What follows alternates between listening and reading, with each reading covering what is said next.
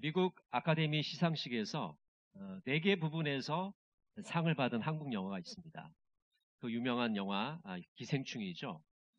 이 영화에 보면은 정당한 대가를 치르지 않고 남의 것을 함부로 사용하는 사람들이 등장합니다. 주인의 허락을 받지 않고 지하에 몰래 사는 사람들, 또 주인 몰래 들어가서 그 집을 난장판으로 만드는 사람들, 또 남인 척하면서 일자리를 다 차지하는 사람들. 주인은 믿고 맡겼는데 이 사람들은 주인을 속이고 충성을 다하지 못하는 모습을 우리는 보게 됩니다. 오늘 성경에서도 이런 사람들을 우리는 만나게 됩니다. 오늘 예수님께서 비유를 하나 드십니다. 포도원 농부의 비유이죠. 집주인은 하나님을 뜻하고 포도원은 이스라엘을 뜻합니다. 농부들은 유대 종교 지도자들을 뜻합니다. 주인이 보낸 종들은 선지자들입니다. 주인의 아들은 예수님을 뜻하고 있습니다. 비유의 내용은 이렇습니다. 집주인이 포도원을 만들고 농부들에게 세를 주고 타국으로 갔습니다. 포도원 주인은 추수기에 소출을 받기 위해서 종들을 보냅니다. 마태복음 21장 34절에 보면 이렇게 말씀합니다. 열매 거둘 때가 가까우매 그 열매를 받으려고 자기 종들을 농부들에게 보내니. 이 비유에서 열매라는 것은 올바른 삶, 순종의 삶을 의미합니다. 하나님께서 이스라엘 백성들에게 올바른 삶을 요구하신 겁니다. 순종의 삶을 요구하신 겁니다. 그래서 바로 열매를 거둔다 이렇게 말하고 있는 것이죠. 그러나 농부들은 열매를 바치기는커녕 하나님이 보낸 종들을 때리고 죽입니다. 이스라엘 역사를 보면 하나님께서는 계속해서 이스라엘을 사랑하시고 용서해 주십니다. 끊임없이 이스라엘 백성들을 품으십니다. 그런데 농부들은 주인을 배신하고 주인의 것을 착복합니다. 주인이 보낸 종들을 핍박합니다. 선지자들을 때리고 돌로 치고 죽입니다. 마태복음 23장 34절과 37절에 이런 모습이 자세하게 나타나 있습니다. 그러므로 내가 너희에게 선지자들과 지혜 있는 자들과 서기관들을 보내매 너희가 그 중에서 더러는 죽이거나 십자가에 못 박고 그 중에 더러는 너희 회당에서 채찍질하고 이 동네에서 저 동네로 따라다니며 박해하리라. 예루살렘아 예루살렘아 선지자들을 죽이고 내게 파송된 자들을 돌로 치는 자여 암탉이 그 새끼를 날개 아래 모음같이 내가 내 자녀를 모으려 한 일이 몇 번이더냐. 그러나 너희가 원하지 아니하였도다. 하나님께서 오랜 세월 동안 하나님의 종들을 이스라엘 백성들에게 보내십니다. 그러나 그들은 그 하나님의 종들을 핍박하고 죽이며 하나님의 사랑을 배신합니다. 그래서 하나님께서는 드디어 비장한 결단을 하게 됩니다. 우리 21장 37절 말씀 같이 한번 읽어볼까요? 후에 자기 아들을 보내며 이르되 그들이 내 아들은 존대하리라 하였더니. 여기 보면 후회라는 단어가 등장합니다. 이 후회라는 말은 최후의 수단, 최후의 결단이라는 뜻을 가지고 있습니다. 하나님께서 수많은 종들을 보냈는데 이스라엘 백성들이 다 죽이고 핍박했기 때문에 이제 최후의 수단으로 자기 아들을 보내신다고 말씀하고 있는 것이죠. 그러면서 뭐라고 말씀하시냐면 내 아들은 존대하리라. 선지자들은 박해했지만 내 아들은 존대할 거다, 존중할 거다, 그런 기대를 가지고 보내셨습니다. 그런데 유대 종교 지도자들은 예수님을 존경하지 않았습니다. 존중하지 않았습니다. 여러분, 하나님의 아들이신 예수님은 어떤 분입니까? 존대를 받아야 할 분입니다. 존경을 받아야 하실 분입니다. 예수님은 완전한 삶을 사셨고 진리의 말씀을 선포하신 분이십니다. 희생적인 사랑을 보여주신 분이십니다. 예수님은 우리를 위해 골고다 언덕을 오르신 분입니다. 우리를 위해서 대신 십자가를 지신 분입니다. 존 스토트는 이렇게 말합니다.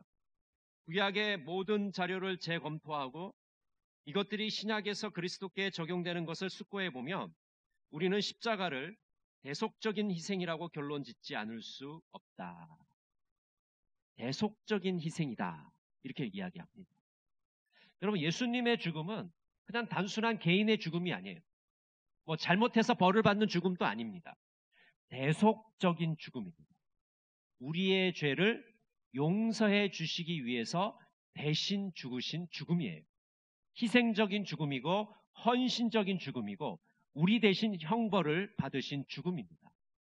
그것이 바로 예수님의 죽음의 본질입니다. 그렇기 때문에 우리는 이 하나님의 아들을 높여야 됩니다. 계시록 5장 13절 우리 같이 한번 읽어볼까요? 내가 또 들으니 하늘 위에와 땅 위에와 땅 아래와 바다 위에와 또 그 가운데 모든 피조물이 이르되 보좌에 앉으신 이와 어린 양에게 찬송과 존귀와 영광과 권능을 세세토록 돌릴지어다 하니.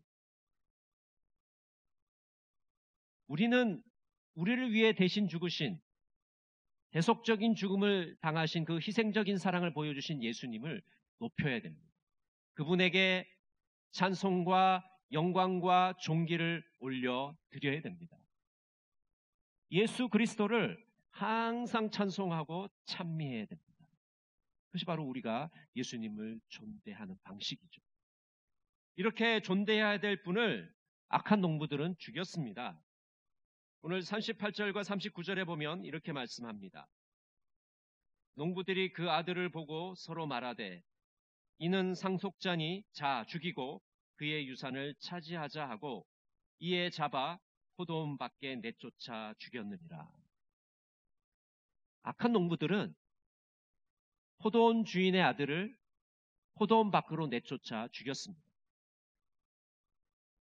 주인이 상속자 없이 죽으면 농부들이 그 포도원을 차지할 수 있기 때문에 상속자를 죽인 것입니다. 하나님의 아들 예수 그리스도를 십자가에 못 박아 죽였습니다. 여러분, 이렇게 악한 농부들, 그 충성스럽지 못한 대가를 어떻게 치렀을까요? 오늘 하나님께서는 이 악한 농부들을 벌하고 계십니다. 오늘 41절 말씀에 보면 이렇게 말씀합니다. 그들이 말하되 그 악한 자들을 진멸하고 포도원은 제때의 열매를 바칠 만한 다른 농부들에게 새로 줄지니이다. 유대 종교 지도자들의 입술을 빌리셔서 하나님께서는 어떻게 그 악한 농부들을 벌하실 건지 말씀해 줍니다. 그 악한 농부들을 진멸할 것이다. 이 진멸이란 뜻은요, 철저히 파괴한다는 뜻입니다. 비참하게 멸망시킨다는 뜻을 가지고 있습니다. 포도원 주인은 이 악한 농부들을 진멸하고 다른 새로운 농부들로 교체합니다. 예수님의 말씀을 잘 따르는 유대인들과 이방인들로 교체하는 겁니다. 예수님의 말씀에 순종하는 자들로 교체하시겠다고 말씀하고 있는 것이죠. 우리는 오늘 이 본문에서 악한 농부가 아닌 주인에게 충성을 다하는 농부가 되어야 한다는 것을 깨닫게 됩니다. 주인에게 제때 소출을 바치는 농부, 주인에게 열매를 드리는 그런 농부가 되어야 하는 것이죠. 충성스러운 농부가 되어야 합니다. 여러분, 충성스러운 농부는 어떤 농부일까요? 바로 선한 청지기가 되는 것입니다. 우리 베드로전서 4장 10절 말씀을 같이 한번 읽겠습니다. 각각 은사를 받은 대로 하나님의 여러 가지 은혜를 맡은 선한 청지기 같이 서로 봉사하라. 충성스러운 종이 된다는 것은 선한 청지기의 역할을 감당하는 겁니다. 선한 청지기는 주인에게로부터 그 집을 위탁받습니다. 주인의 재산을 위임받습니다. 그래서 주인이 맡긴 것을 최선을 다해서 돌보는 것이죠. 하나님께서 우리에게 은사를 주시고 달란트를 주셨기 때문에 그 주신 달란트와 재능을 잘 가꾸고 사용하는 것이 선한 청지기의 역할입니다. 여러분, 은사는 교회 공동체를 위해서 주신 겁니다. 그래서 하나님이 주신 은사를 가지고 우리가 다른 성도들을 섬기고 세상에 있는 사람들을 섬기는 것이죠. 그것이 선한 청지기의 임무입니다. 누가복음 12장 42절은 이렇게 말씀합니다. 우리 같이 한번 읽어볼까요? 주께서 이르시되 지혜 있고 진실한 청지기가 되어 주인에게 그 집 종들을 맡아 때를 따라 양식을 나누어 줄 자가 누구냐? 충성스러운 종은 지혜 있고 진실한 종이라고 말씀합니다. 이 지혜 있고 진실한 종은 어떤 일을 하냐면 때를 따라서 종들에게 밥을 먹이고 그 양식을 챙겨준다고 말하고 있습니다. 여러분, 일꾼들은 밥을 먹어야 힘을 냅니다. 근데 그 일꾼들에게 밥을 제때에 주고 일을 잘할 수 있도록 환경을 제공하는 것이 바로 이 지혜 있고 진실한 종이라고 말씀하고 있는 것이죠. 하나님께서는 선한 청지기를 찾으십니다. 하나님께서는 지혜롭고 진실한 청지기를 찾으십니다. 바로 이들이 하나님께 충성하는 종들입니다. 스코틀랜드에 가면 에딘버러에 특이한 동상이 하나 있습니다.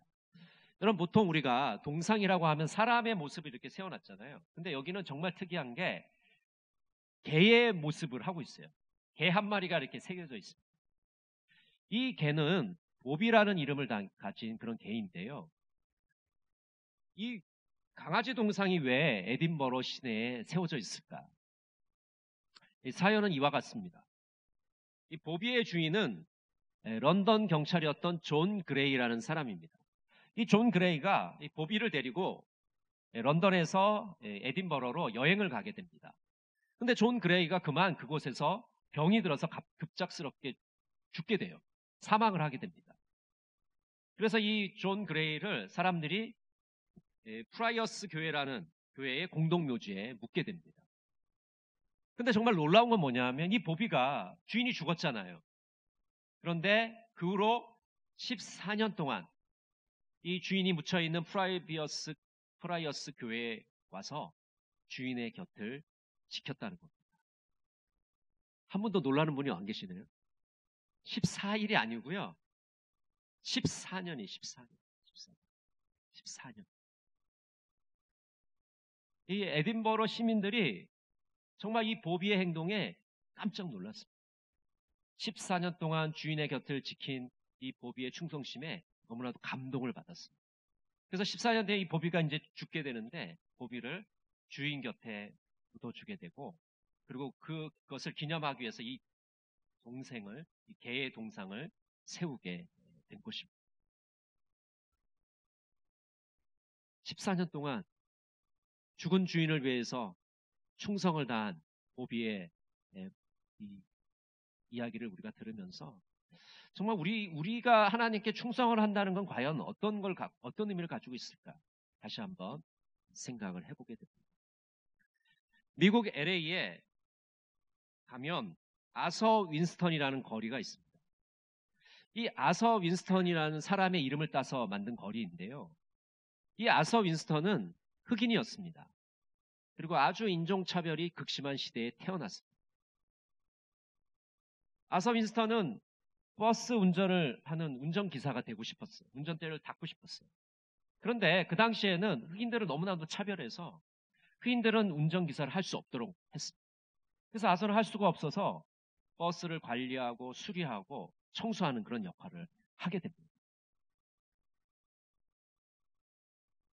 비록 운전을 할 수 없었지만은 아서는 자기가 좋아하는 일을 하게 되어서 성실하게 그 일을 감당하게 됩니다. 매일 새벽 6시에 출근을 해서 하루도 결근을 하지 않고 버스를 관리했습니다. 그는 버스 수리공으로 100살까지 81년간 버스를 관리했습니다. 몇 살까지요? 100살까지. 81년 동안 버스를 관리했습니다. 그래서 미국 대통령이 이 아서 윈스턴에게 세기의 일꾼이라는 그런 표창을 하게 됩니다. 아서는 날마다 자기 일에 책임을 다하는 그런 사람이었지만 그의 근면은 마을을 넘어서 주를 넘어서 미국 전역에 큰 감동을 주게 되었습니다. 81년간의 충성. 우리는 하나님께 어떤 자세로 충성해야 되는지를 이 아서 윈스턴에게 배우게 됩니다. 제가 그림을 하나 보여드리려고 하는데요. 이 엠블럼은 종교개혁자 깔뱅의 문장입니다. 이 그림에 보시면 가운데 하트가 있죠, 여러분. 흰색 하트가 있죠. 이것은 마음을 뜻하는 겁니다. 그럼 밑에는 이 손 모양이 있습니다. 그래서 이 손이 이 하트를, 이 마음을 쥐고 있는 그런 모습을 띤 엠블럼입니다. 이 문장의 뜻은 뭐냐면 나의 마음을 그리스도께 바칩니다 라는 뜻을 가지고 있습니다. 여러분 한번 같이 한번 해볼까요? 나의 마음을 그리스도께 바칩니다. 다시 한번 해볼까요? 나의 마음을 그리스도께 바칩니다. 기꺼이 그리고 진심으로. 따라해 보실까요? 기꺼이 그리고 진심으로. 이 그림은요, 이 엠블럼은 역사적 배경을 갖고 있습니다. 종교개혁자 깔뱅이 스위스 주네브라고 그러죠. 이 주네브에서 종교개혁을 하다가 쫓겨나게 돼요. 너무 종교개혁을 철저하게 하다 보니까 그걸 못 견뎌서 이 주네브 시민들이 이 깔뱅을 쫓아냅니다. 그래서 깔뱅이 다른 곳에 있다가 이제 한참 지난 후에 이 주네브 시민들이 다시 깔뱅을 오라고 초청을 해요. 근데 여러분 한번 쫓겨났다가 다시 가기가 쉽지가 않잖아요. 종교개혁자들도 계속해서 깔뱅이 제네바로 오라고 얘기합니다. 그 깔뱅이 고민을 하다가 이 파렐에게 이 편지를 쓰고 돌아가게 되죠. 이렇게 편지를 씁니다. 파렐에게. 만일 나에게 선택의 자유가 있다면 당신의 바람에 순종하는 것 외에는 모든 것을 하겠으나 내가 나의 주인이 아님을 돌이켜 생각하니 주님께 제물로 바쳐지듯 내 마음을 드립니다. 종교개혁자 깔뱅은 자신의 마음을 주님께 드리는 그 마음의 자세로 다시 주네브로 돌아가서 종교개혁을 성공시킵니다. 종교개혁자 깔뱅은 마음을 다해서 기꺼이 진심으로 하나님께 충성을 다했던 하나님의 종이었습니다. 여러분, 하나님은 이스라엘을 너무나도 사랑하셔서 이스라엘 백성들에게 은혜를 베푸셨습니다. 종교 지도자들에게 이스라엘을 맡기셨습니다. 그러나 그들은 하나님을 배반하고 하나님의 종들을 핍박합니다. 심지어는 사랑하는 아들 예수님조차도 죽였습니다. 악하고 충성스럽지 못한 종들이었습니다. 여러분, 저와 여러분이 바로 이 오늘 본문에 나오는 악한 종들이 아니겠습니까? 우리가 하나님께 충성을 다하지 못하는 그 불청스러움을 하나님 앞에 회개하시는 이 시간 되시기를 간절히 바랍니다. 하나님께 제때의 소출을 바치는, 하나님께 제때의 열매를 바치는 선한 청지기, 지혜롭고 진실한 청지기, 하나님께 충성을 다하는 그런 종들이 되시기를 간절히 바랍니다. 기도하겠습니다. 사랑의 하나님, 악한 농부들처럼 주님을 배신하며 충성을 다하지 못했습니다. 기꺼이 그리고 진심으로 충성하는 자가 되기를 원합니다. 선한 청지기가 되어 열매를 주님께 바치게 하여 주시옵소서. 예수님의 이름으로 기도드립니다. 아멘.